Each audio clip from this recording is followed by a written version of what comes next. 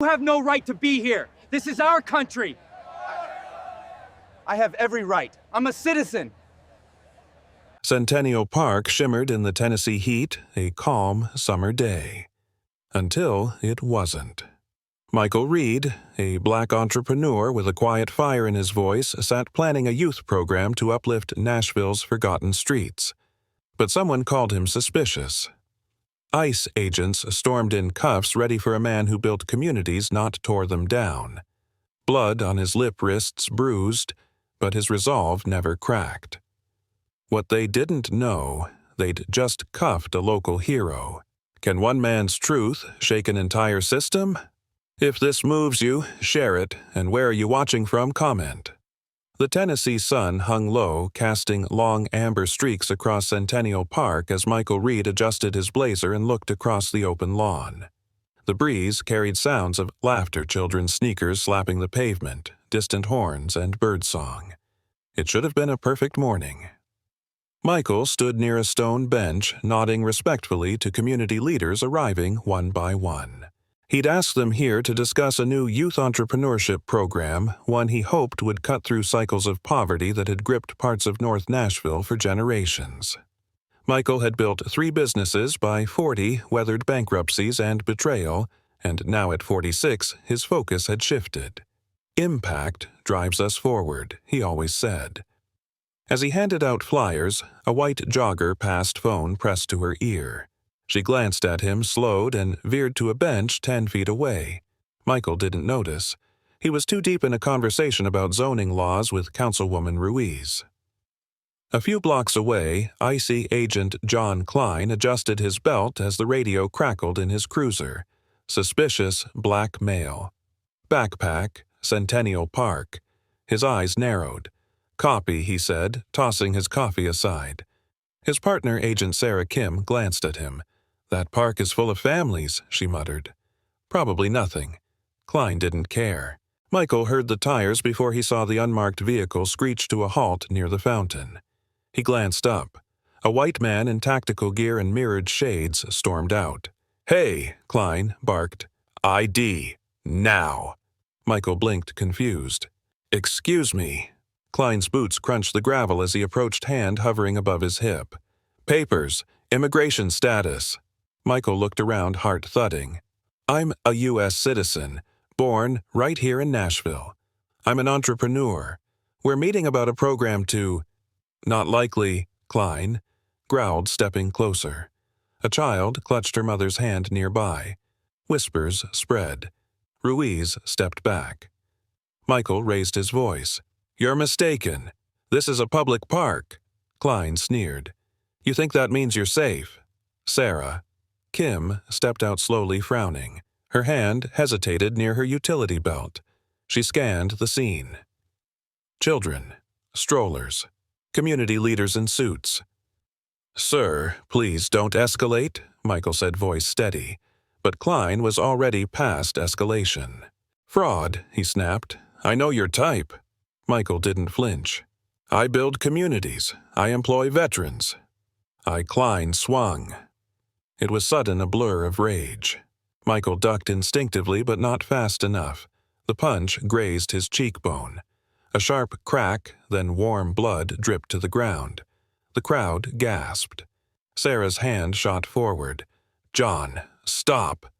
Klein ignored her. "Cuff him." Sarah froze. "He's not resisting." "Cuff him." Klein barked spittle. Flying, Michael raised his arms slowly. "I'm not resisting, but I will not be humiliated." The cuffs locked tight around his wrists, slicing into skin. Blood trickled down his arm. A man in the crowd began recording. "He's a top entrepreneur," the man shouted. "What the hell are you doing?" Klein shoved Michael toward the cruiser. "Shut up, black fraud," he snapped. The phone camera caught everything. Sarah stood frozen, her hands trembling. The kids were crying now. Councilwoman Ruiz yelled, "This is unlawful," but it was done. Michael sat in the back seat of the cruiser, breathing through the pain. His nose throbbed. The cuffs chafed raw. But his mind was clear. He wasn't just a man being arrested.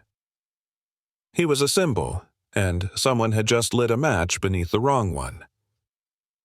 Michael sat still in the back of the cruiser, the cuffs cutting deeper with each bump in the road. His eyes burned from the blood trickling past his temple, but he kept his chin high.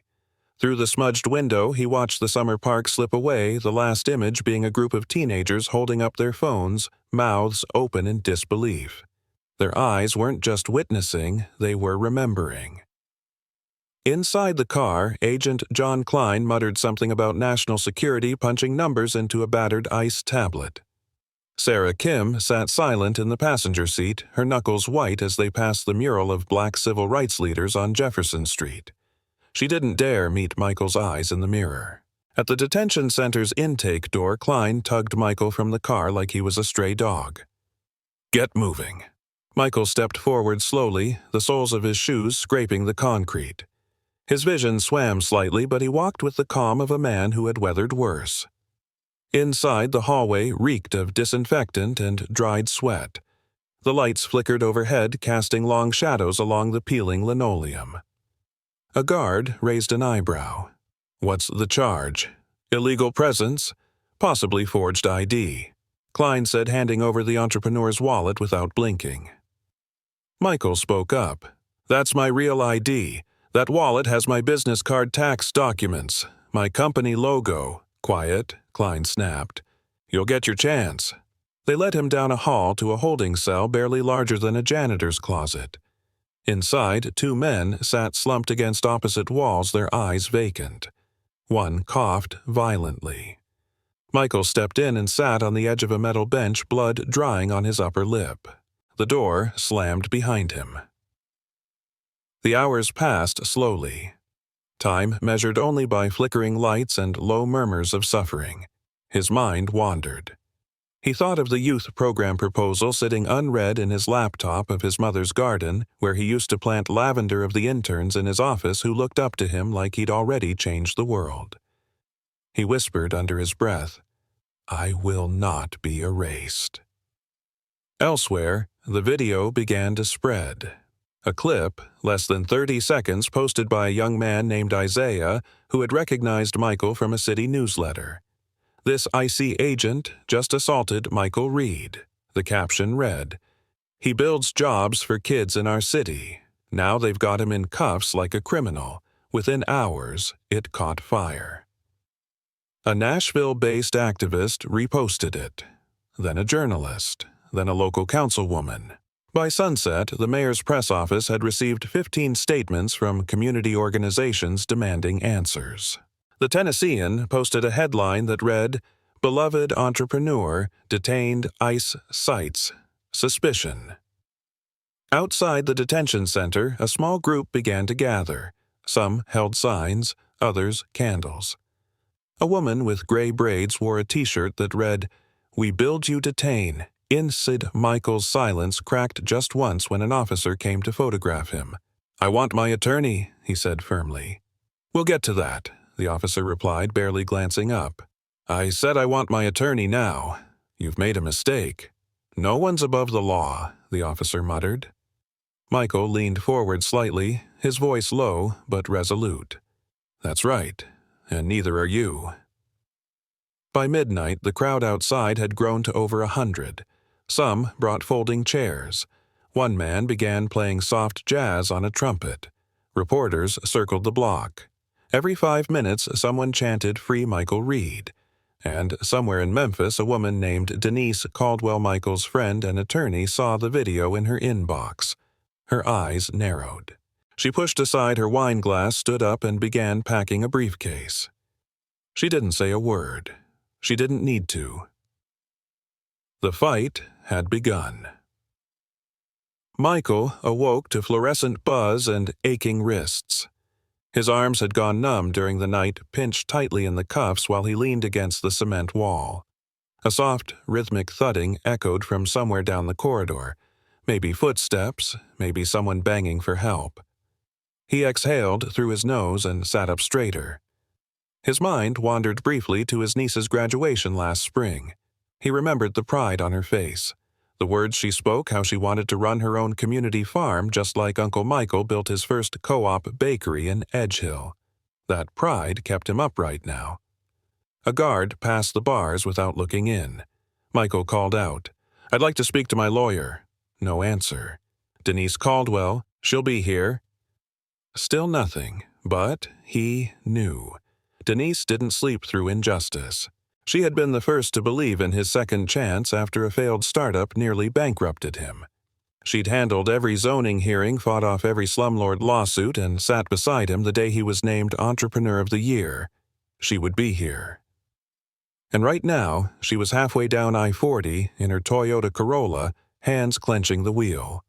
The radio buzzed low with news. Michael Reed, known for founding over a dozen black-owned businesses across Tennessee, has reportedly been detained by ICE under unclear circumstances. Denise's voice cut through the silence. Unclear my ass.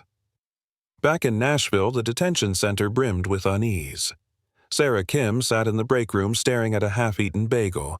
She couldn't shake the image Michael's calm face as Klein punched him. The blood, the silence. Something about the way he didn't beg, didn't plead, just endured. It haunted her. Her phone lit up with a notification. New message from local Channel 4 IC agent seen assaulting top entrepreneur, internal investigation demanded. Sarah swallowed hard. Her thumb hovered over the screen. A few floors above, Agent Klein paced in his office. The tablet buzzed with news alerts and public statements. He silenced them all. Overblown, he muttered. He didn't comply, but a whisper gnawed at the edge of his mind. What if everyone outside didn't see a suspect? What if they saw a man that thought the loss of control unnerved him? Downstairs, Michael finally received a visit. 2 guards flanked the door as Denise swept in wearing a deep blue suit and heels that clicked with purpose. Her presence turned heads. She carried a thick binder labeled Reed VC DHS Preliminary. When their eyes met, Michael managed a tired smile.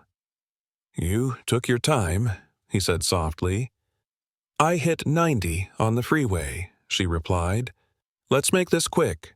She turned to the officer. "My client is a U.S. citizen. I have birth records, tax filings, and notarized articles of incorporation for 6 businesses, all signed by your state's Secretary of State." The guard blinked. "We still have to wait for—" "No," Denise said flatly. "You don't." Michael stood behind her like a storm gathering its wind. "I'm filing a habeas petition by noon," she added. "And when this is over, I'm filing a civil suit against your agency, your field office, and whoever greenlit this circus." A silence hung heavy. Then Michael said, calm and deliberate, "You didn't just cuff me. You cuffed a neighborhood, a movement, a promise to the next generation. And they're watching." He tapped the glass of the visiting room slowly. "We'll be heard." Outside, the chants grew louder. "Justice now, justice now." Sarah Kim sat at her desk, eyes darting from the window to her computer. Then she opened a blank email. To WSMV TV Tips. Subject, "What I Saw." Confidential. She began to type each keystroke slow but certain. The dam had cracked, and the flood was coming. The morning after Denise's arrival, Nashville stirred differently. The air was thicker with tension, the silence of City Hall replaced by chants on the steps and camera crews crowding the sidewalk. Inside a nearby newsroom, a young producer clicked play on a new email attachment. The footage was raw, shaky, but clear enough. Klein's fist, Michael's stumble, the words, "Shut up, black fraud." Sarah Kim had hit send just past midnight. She didn't sign her name. She didn't need to. The timestamp and uniform said everything. By 9 a.m., it was on the morning news. Meanwhile, inside the detention center, Michael stood beside Denise in a small room filled with gray walls and empty promises. An icy supervisor sat across from them, shifting nervously in his seat. "We're looking into it," he said, avoiding their gaze. "You should be looking into your mirrors," Denise replied coldly. "What you did wasn't a mistake.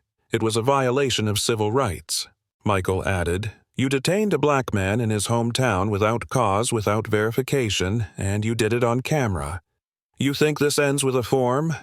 The supervisor cleared his throat. "We're under pressure. Agent Klein's record is clean.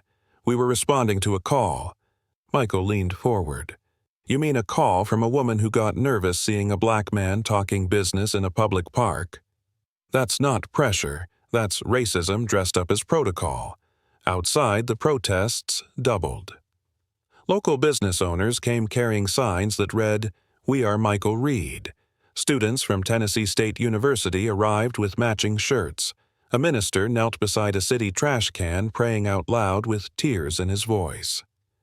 And in Memphis, Denise's friend Darius, an Ivy League-trained civil rights lawyer, began drafting a comprehensive suit. "We'll call it Reed vs. the Fear Machine," he said on the phone. "It won't just shake Nashville. It'll wake D.C." Meanwhile, Agent Klein sat alone in his car. His hands trembled as he scrolled through headlines on his phone. Every outlet carried the story now. His face was everywhere. He read one tweet over and over again. "ICE agent punches black entrepreneur. Is this who protects America?" His phone rang. Internal Affairs. He didn't answer. Down the hall from the cell, Michael took a slow breath. The air was still stale, but something inside him had shifted. Not just resolve, not just anger, something deeper, a purpose born from humiliation. He looked at Denise. "I want to speak when I walk out." "You will," she nodded. "They'll have to listen." By that evening, WSMV-TV aired a full segment featuring Community Interview's legal experts and a copy of Michael's original youth program proposal. The anchor read the final paragraph aloud. "Empowerment isn't a charity. It's an investment. And if we fail to invest in each other, we've already failed our future." Inside her apartment, Sarah Kim watched the screen with wet eyes. She felt the weight of silence lift slightly from her chest. Not fully, but enough to breathe again. Back in the cell, a guard stepped forward. "You're being released." Michael didn't move right away. "You have a name?" he asked the guard. "Lance." Michael looked him in the eye. "Tell your kids one day this happened, so they know what silence costs."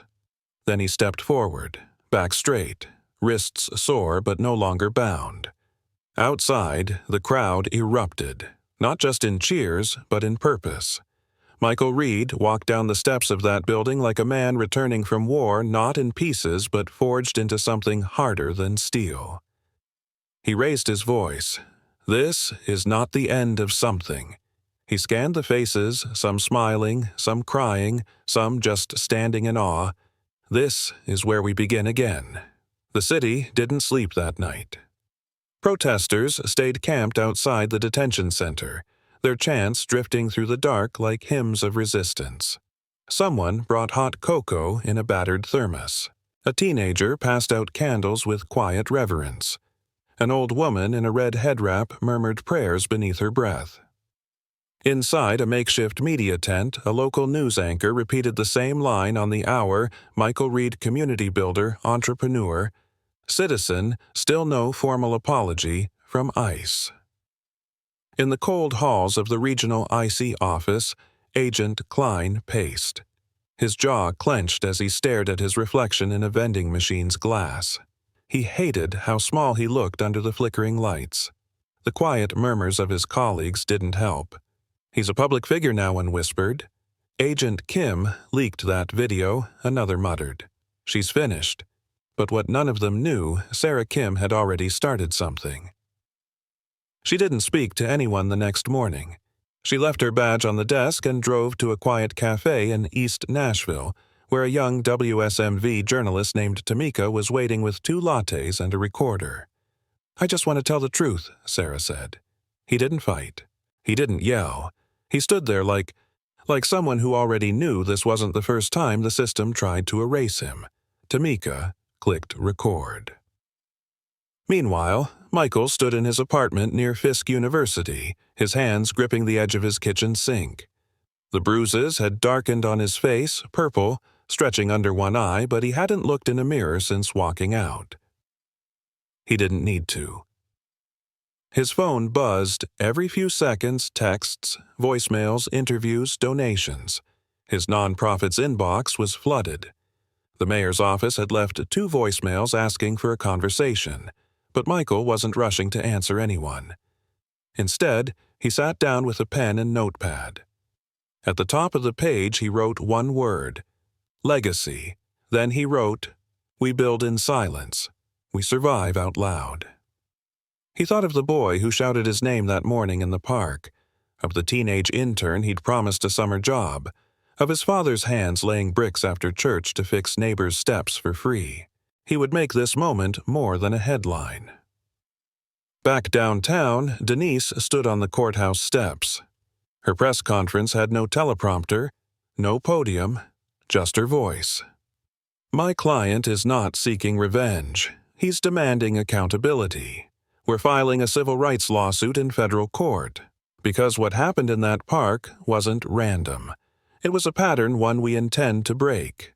Behind her, business leaders, teachers, and faith organizers nodded. And in Washington at ICE headquarters, the name Michael Reed appeared in a daily briefing memo labeled Escalated Incident Civil Unrest Risk. The recommendation, temporary personnel suspension.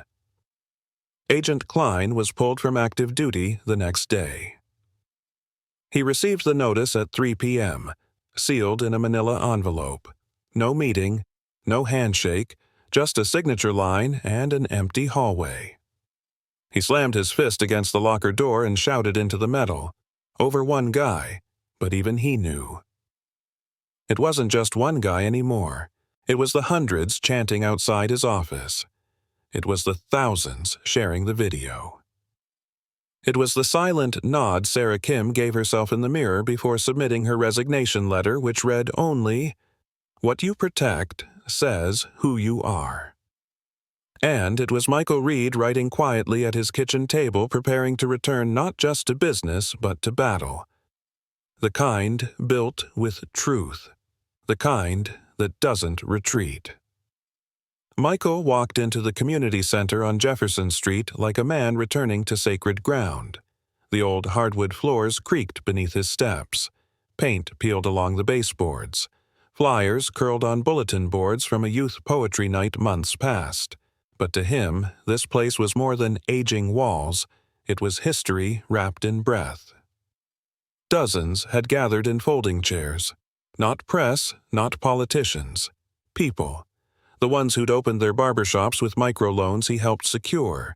The kids whose mothers took financial literacy classes in the very room he now stood in.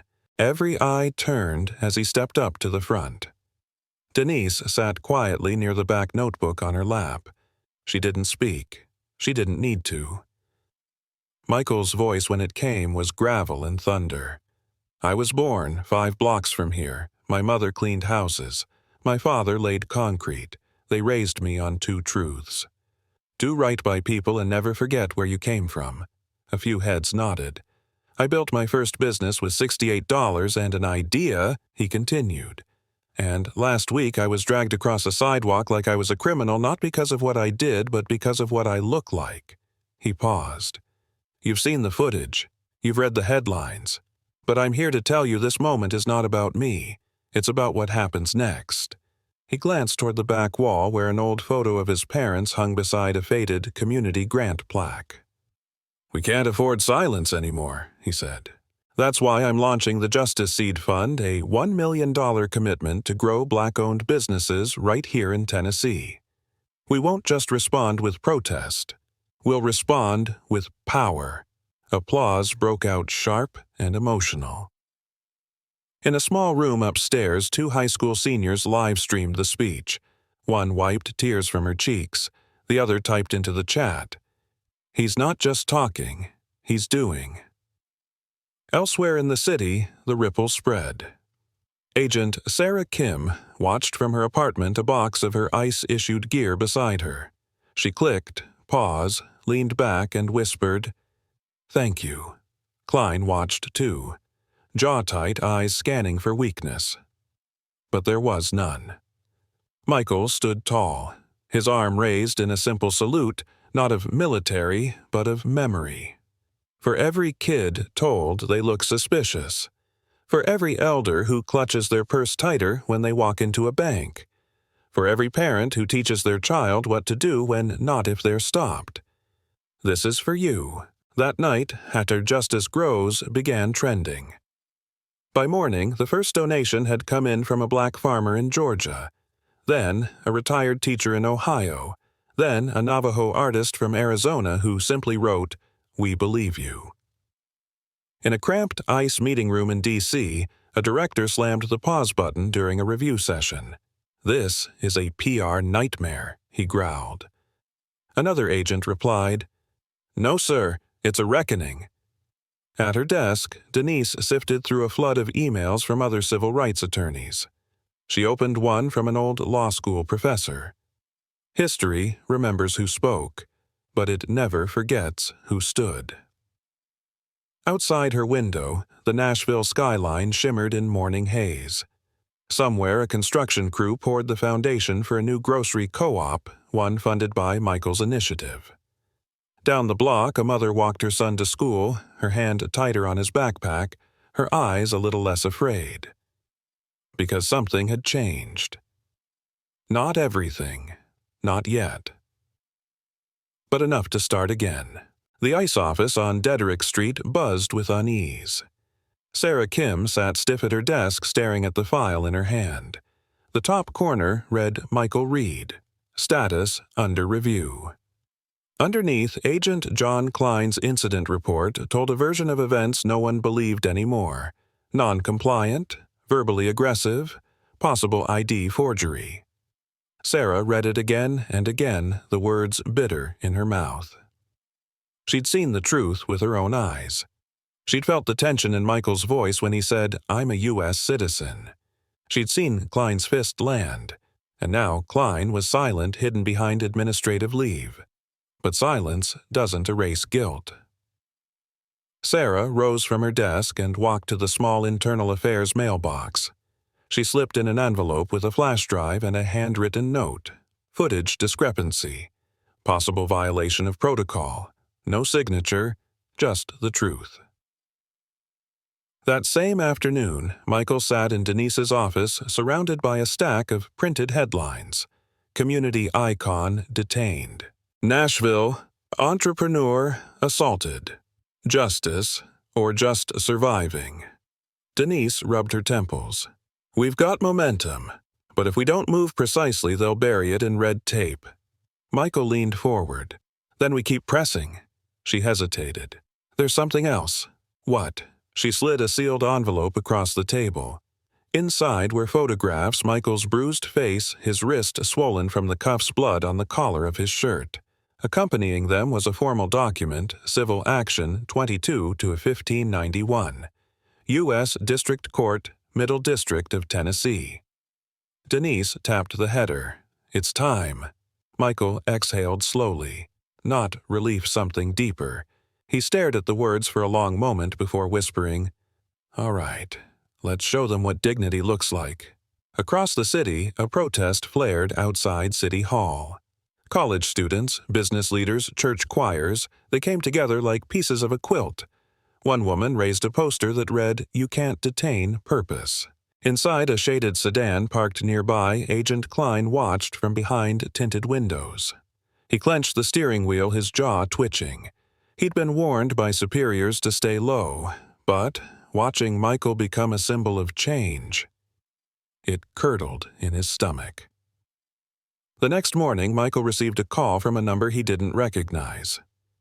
"This is Agent Sarah Kim," the voice said, cautious but resolute. "I submitted a report. Internal Affairs has it. The footage, the use of force, none of it lines up." Michael didn't speak. Sarah added, "You need to know there are people inside who believe in justice. Not many, but some." He nodded slowly, then said, "Thank you. That takes courage." Sarah whispered, "Just do something with it."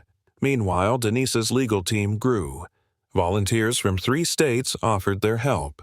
Civil rights groups reached out. A law professor from Yale wanted to write an op-ed.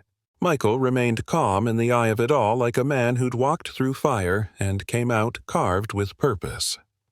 On a quiet Friday, the federal court clerk officially stamped the lawsuit into record. Media outlets ran the headline, "Michael Reed files suit against ICE, agent for racial profiling and excessive force." Klein's name was included in bold print. Michael sat alone in his living room, holding the court filing in his hands. The neighborhood outside his window bustled as usual, kids on bikes, mothers with strollers, laughter mingling with car horns. Life didn't pause. It never had. But today, it shifted. Michael whispered to the paper, to the city, to the future. We're not just suing a man. We're indicting a system. And somewhere in a small house on the city's east side, a teenage boy watching it all unfold leaned over his notebook and wrote, "One voice can build a bridge." He underlined it twice. The courtroom was colder than expected. Michael sat beside Denise, both dressed in deep blues, the kind of color that spoke strength without arrogance. The gallery behind them buzzed quietly. Local reporters, law students, elders from the neighborhood. Some held hands. Others clutched tissue. All of them carried hope. Across the aisle sat John Klein, flanked by two IC attorneys, his suit pressed but his posture rigid. His eyes barely met Michael's. He looked like a man trying to keep his walls up even as the tide pulled away the sand beneath them. The judge, a tall black woman in her early 50s, adjusted her glasses and tapped her gavel once. "Let's begin." Denise rose first. Calm, controlled, surgical. "Your Honor, this is not simply a matter of wrongful detainment. It is a matter of identity, of perception, of how one man's fear, unchecked and weaponized by institutional power, shattered the dignity of a law-abiding citizen on camera in broad daylight and without an ounce of accountability until now." She paused, letting the weight hang in the silence. Then she turned to Michael. "Mr. Reed, tell the court what happened." Michael stood. "I was meeting with community partners at Centennial Park. I had flyers in my hand, not weapons. I was speaking about funding for youth programs. And then I was accused. Without cause, without warning." He glanced at Klein. "I was cuffed like a criminal, bloodied, humiliated. Not because I did something, but because I was something." The room held its breath. The defense tried to argue protocol, that Klein responded to a tip, that procedure was followed, that race wasn't a factor. But then Denise pressed play on the courtroom screen. There it was, the video, Klein's voice, the shove, the slur, the look on Michael's face not of shock but of knowing, the kind of knowing that came from centuries, not seconds. And then Sarah Kim took the stand. Her hands trembled as she spoke. "I was there. He never resisted, never raised his voice. I saw Agent Klein hit him unprovoked. I wanted to speak up in that moment. I didn't. But I'm doing it now." The courtroom was still. Even Klein didn't move. Denise asked, "Why speak now?" Sarah looked toward Michael. "Because I watched the system protect itself, and I couldn't carry that anymore." Klein's defense fell apart like brittle paper. But the most powerful moment came at the end of the hearing when the judge looked directly at Michael. "Mr. Reed," she said, "this court recognizes the harm done to you not just physically but publicly morally. What you endured should never have happened. But what you've done with that pain, how you've used your voice, your platform, your power, that is what this country needs more of." Her gavel tapped once more. "We move to settlement discussions and disciplinary referral." Adjourned. Outside the courthouse, the press surged. But Michael didn't speak to them, not yet. He turned to the crowd gathered on the steps. Neighbors, small business owners, youth leaders, children holding handmade signs that said, "We believe Michael." He looked out and said only this: "This isn't about my name. It's about every name they tried to erase. And then he walked down the steps, slowly shaking hands, hugging grandmothers, letting the people feel what justice, even if incomplete, could look like in flesh. Klein watched it all from a distance. Not in defiance, but with a grim understanding. His silence had cost him more than his badge. It had cost him the lie he built his authority on. The morning air was thick with media chatter. Michael stepped out of the courthouse not as a plaintiff anymore, but as a symbol. Cameras flashed voices, shouted questions, but he didn't rush to answer. He held his silence like armor. Denise walked beside him, her heels clicking against the concrete, her expression unreadable. "They'll settle," she murmured. "They know the public won't let this go." "I don't want hush money," Michael replied. "And you won't take it," she said. "But let them offer it. Then let us build something louder." That night, Michael returned to the same church basement where he used to host workshops for first-time business owners. It smelled of wax and wood polish, the kind of place where real change started quietly. Around him sat a dozen black entrepreneurs, nonprofit organizers, and educators. He looked at them and said, "We've seen how fast they'll try to break one of us. What if we built something they couldn't touch?" A young woman raised her hand. Like what Michael took a breath. A network. Not just businesses. A coalition. Legal defense funds. Startup grants. School partnerships. A pipeline where every time they try to silence one of us 10 more, rise up. The room erupted in nods and low exclamations. Ideas flew like sparks. Tech incubators, literacy programs, mental health resources. Someone whispered, "This is bigger than Michael now," and it was. The next morning, the Tennessean ran a headline across its front page, "Michael Reed launches the Justice Grows Project $1 million seed fund to build equity in the South." Klein saw it while standing in line at a gas station outside the city, beard growing and eyes sunken. A man behind him said, "That Reed guy's something else, huh? That's real leadership." Klein didn't respond. He paid for his coffee and walked out, shoulders heavy. Back in Nashville, a mural began taking shape downtown. A team of young artists painted Michael's face not alone, but surrounded by children elders and fists raised in unity. Below it read, "Power grows from the roots." Michael visited one evening. He stood silently, a hoodie pulled low over his head, watching from across the street. A boy nearby recognized him and shouted, "Mama, that's him. That's the man they tried to lock up." Michael smiled softly, then crossed the street. "Hey, young brother," he said, crouching down.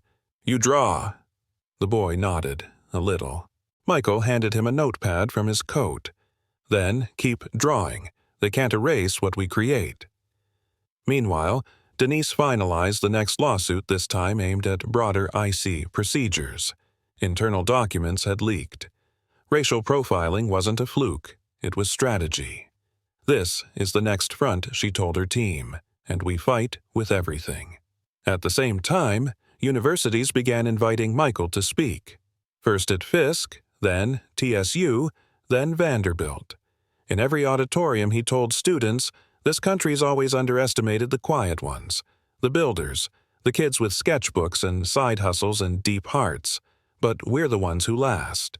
His words were clipped into reels, stitched into TikToks, posted with hashtags like "Michael was right" and "Chaj Justice doesn't sleep." And somewhere in a modest home with cracked paint and a silent TV, John Klein sat staring out the window. His phone hadn't buzzed in weeks. No return to work, no public apology, just silence. And yet, even he knew Michael Reed hadn't just won a lawsuit. He'd changed the weather. He'd taken what was meant to silence him and turned it into thunder. A week after the courthouse victory, Denise received an anonymous envelope delivered by courier. No return address. Inside a flash drive and a one-line note, "I couldn't stay silent anymore." She plugged it in cautiously.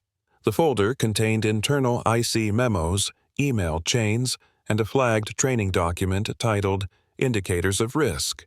Community Monitors. Her eyes narrowed. The document listed vague descriptors loitering community organizing high-visibility presence in underserved zones as possible threats. It wasn't coded language. It was clear. They were watching Black leaders. She forwarded it to a trusted contact at WSMV-TV, then called Michael. It's deeper than just you. It's policy. Michael sat in silence, the hum of his desk lamp buzzing faintly in the background. Then we go beyond lawsuits. Denise leaned in. We go federal. By the next morning, the story broke. Headlines read, ICE memo links community leaders to potential threats in internal docs. The backlash was immediate. Senators demanded answers. Civil liberties organizations threatened broader legal action. And in Nashville, a new wave of protests surged, but this time it wasn't just about Michael. It was about every voice they'd tried to suppress. Sarah Kim, now completely separated from ICE, stood beside Michael at a town hall meeting. The crowd packed a historic church where freedom riders once gathered. The scent of sweat wood polish and courage hung in the air. Michael took the mic. We now know this wasn't about one agent's bias. It was a system trained to fear us, trained to criminalize Black leadership under the disguise of national security. He paused. But we're trained, too. Trained to endure, trained to build, trained to rise. Applause thundered through the stained glass windows. Sarah stepped forward. Her voice shook, but she didn't waver. I enforced a policy I didn't fully understand until it hurt someone I couldn't ignore. I don't expect forgiveness, but I will speak out. Every chance I get. People clapped, not out of pity, but recognition. Outside, murals multiplied. Hashtags evolved into full campaigns. Schools held workshops on legal rights. Community centers posted QR codes linking to Justice Grows resources.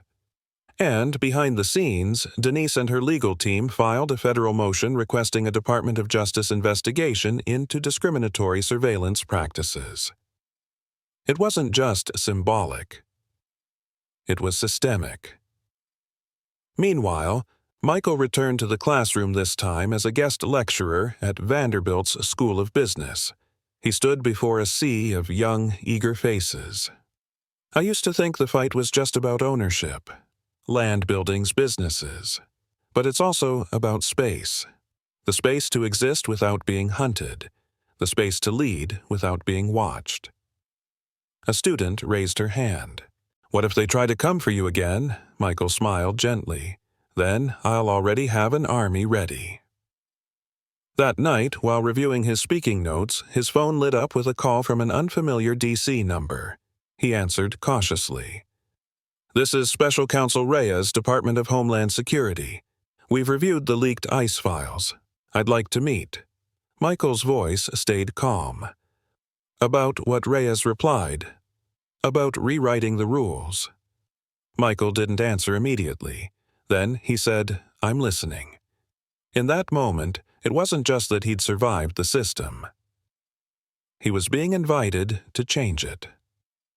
And, somewhere tucked into a corner of his office beneath photos of his parents and handwritten thank you letters from kids in his neighborhood, Michael jotted down 3 words on a fresh page: rebuild the blueprint.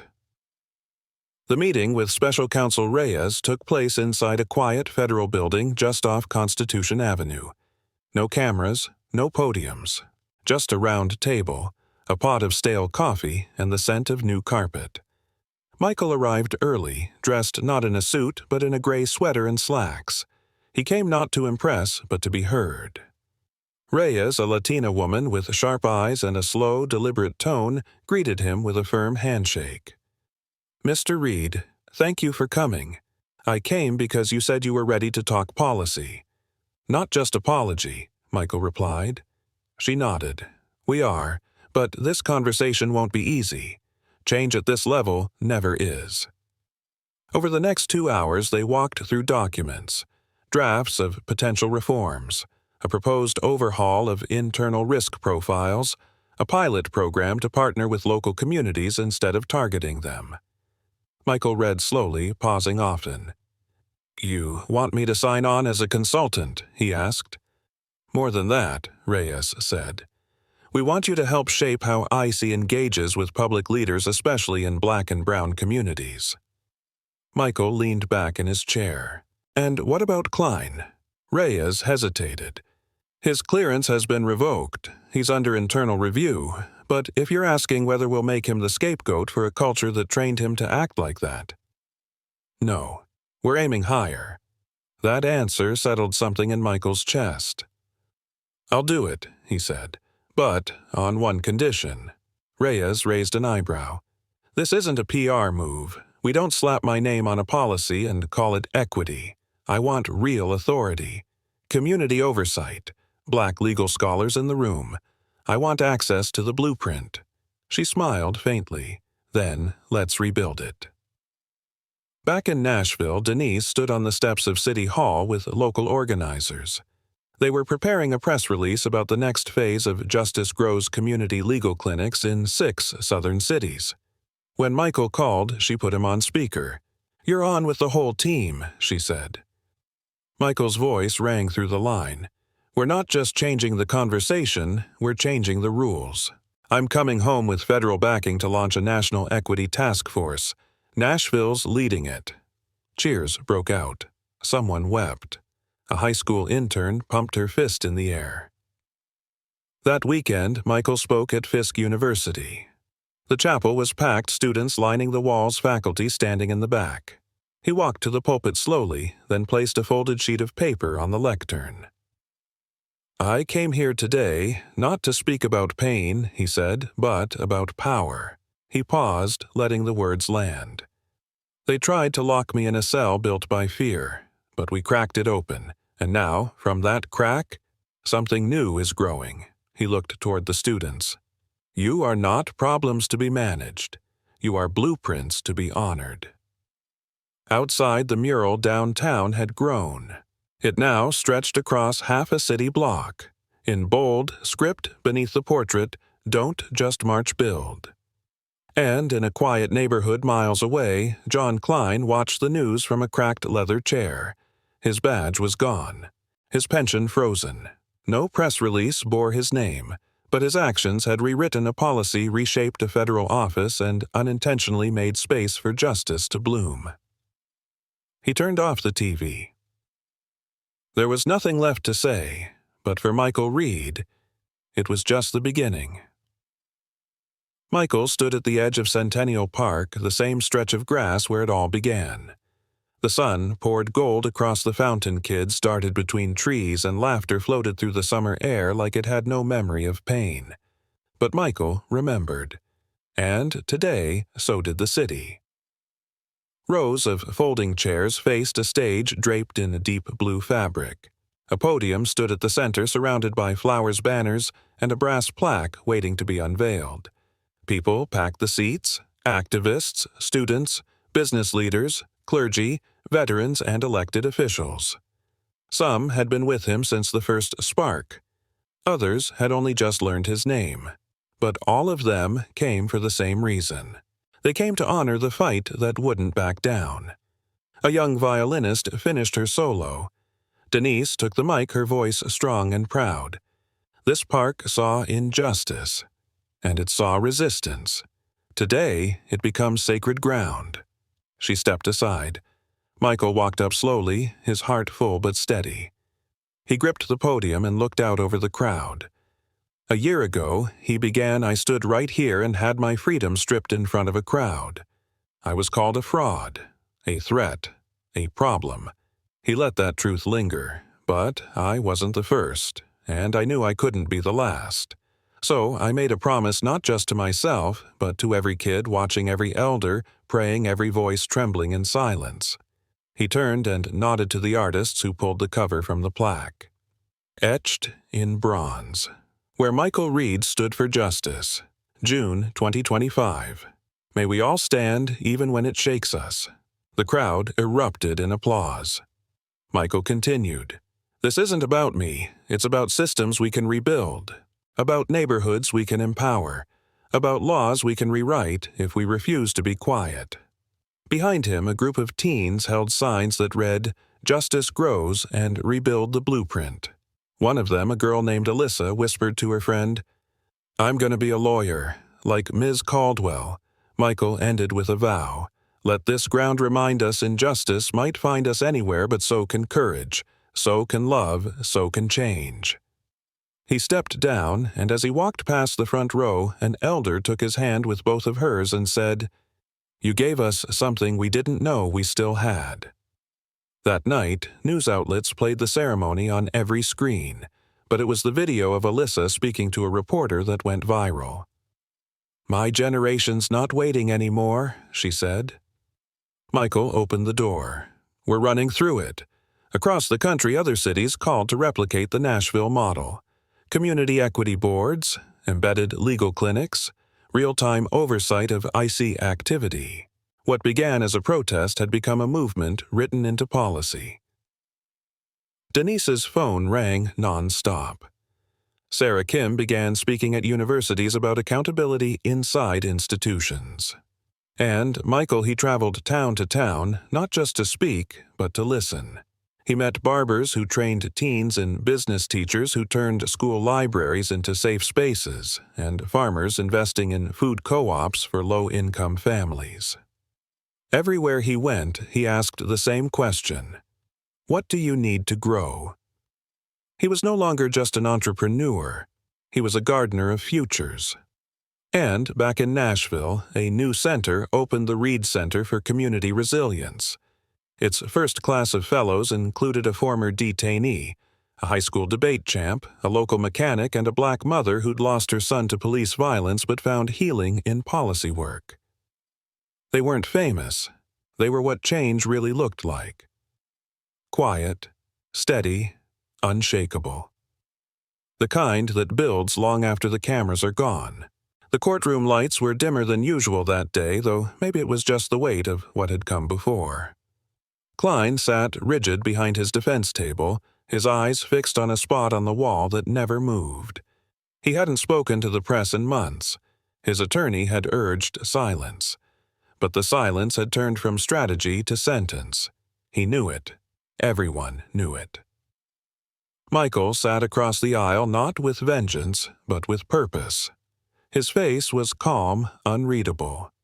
Denise sat beside him sorting through documents with the quiet confidence of someone who'd already changed the conversation. The civil lawsuit had reached its final hearing. The judge leaned forward. "Mr. Reed, you've elected to deliver your final statement in person. Please proceed." Michael rose, slowly walking to the stand with steady steps.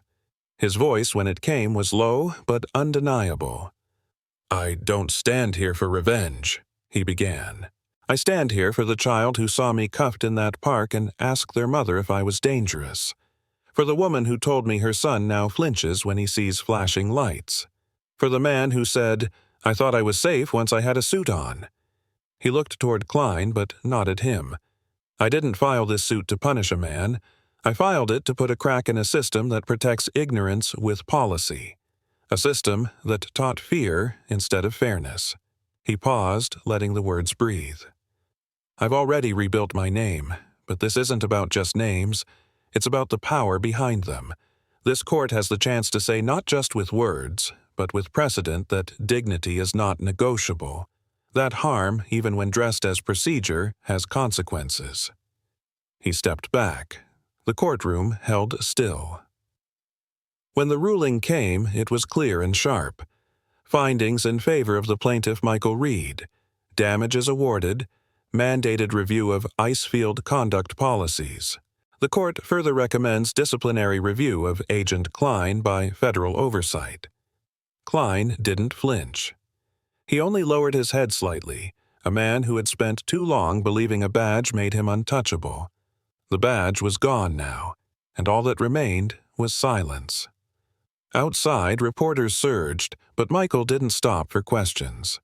Instead, he walked quietly through the crowd and into the street where the neighborhood had gathered.